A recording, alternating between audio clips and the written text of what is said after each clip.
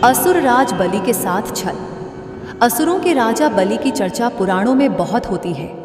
वह अपार शक्तियों का स्वामी, लेकिन धर्मात्मा था।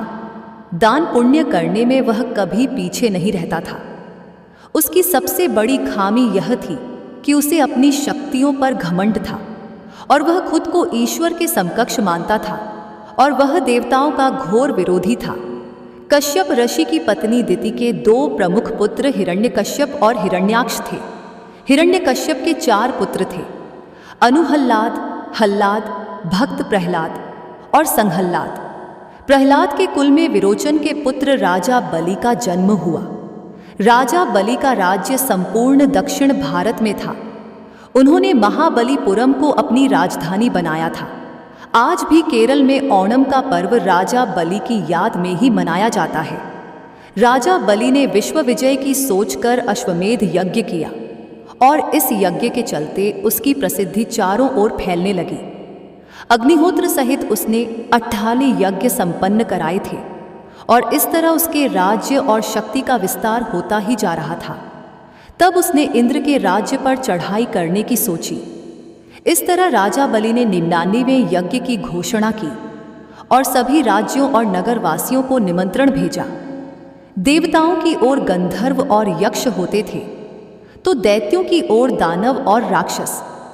अंतिम बार हिरण्यकशिपु के पुत्र प्रहलाद और उनके पुत्र राजा बलि के साथ इंद्र का युद्ध हुआ और देवता हार गए। तब संपूर्ण जम्बूद्वीप पर असुरों का राज हो गया। तब लेना पड़ा वामन अवतार। वामन ऋषि कश्यप तथा उनकी पत्नी अदिति के पुत्र थे। वे आदित्यों में 12वें थे। ऐसी मान्यता है कि वे इंद्र के छोटे भाई थे और राजा बलि के सौतेले भाई। विष्णु ने इसी रूप में जन्म लिया था। देवता बलि को नष्ट करने में असमर्थ थे। बलि ने देवताओं को यज्ञ करने जितनी भूमि ही दे रखी थी। तब सभी देवता विष्णु की शरण में गए। विष्णु ने कहा कि वह भी, बलि भी उनका भक्त है, फिर भी वे कोई युक्ति सोचेंगे। तब विष्णु ने आदिति के यहाँ जन्म लिया, और एक दिन जब बलि यज्ञ की योजना बना रहा था, तब वे ब्राह्मण वेश में वहां दान लेने पहुंच गए। उन्हें देखते ही शुक्राचार्य उन्हें पहचान गए। शुक्र ने उन्हें देखते ही बलि से कहा कि वे विष्णु हैं, मुझसे पूछे बिना कोई भी वस्तु उन्हें दान मत करना।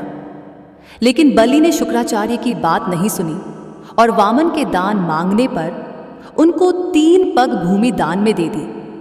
जब जल छोड़कर सब दान कर दिया गया, तब ब्राह्मण वेश में वामन भगवान ने अपना विराट रूप दिखा दिया। भगवान ने एक पग में भूमंडल नाप लिया, दूसरे में स्वर्ग, और तीसरे के लिए बलि से पूछा कि तीसरा पग कहाँ रखूं। पूछने पर बलि ने मुस्कुराकर कहा, इसमें तो कमी आपके ही संसार बनाने की हुई। मैं क्या करूं भगवान, अब तो मेरा सिर ही बचा है। इस प्रकार विष्णु ने उसके सिर पर तीसरा पैर रख दिया। उसकी भक्ति से प्रसन्न होकर विष्णु ने उसे पाताल में रसातल का कलयुग के अंत तक राजा बने रहने का वरदान दे दिया। तब बलि ने विष्णु से एक और वरदान मांगा। राजा बलि ने कहा कि भगवान, यदि आप मुझे पाताल लोक का राजा बना ही रहे हैं, तो मुझे वरदान दीजिए कि मेरा साम्राज्य शत्रुओं के प्रपंचों से बचा रहे और आप मेरे साथ रहें। अपने भक्त के अनुरोध पर भगवान विष्णु ने राजा बलि के निवास में रहने का संकल्प लिया। पातालपुरी में राजा बलि के राज्य में 8 प्रहर भगवान विष्णु सशरीर उपस्थित रहे उनकी रक्षा करने लगे, और इस तरह बलि निश्चिंत होकर सोता था और संपूर्ण पातालपुरी में शुक्राचार्य के साथ रहकर एक नए धर्म राज्य की व्यवस्था संचालित करता है।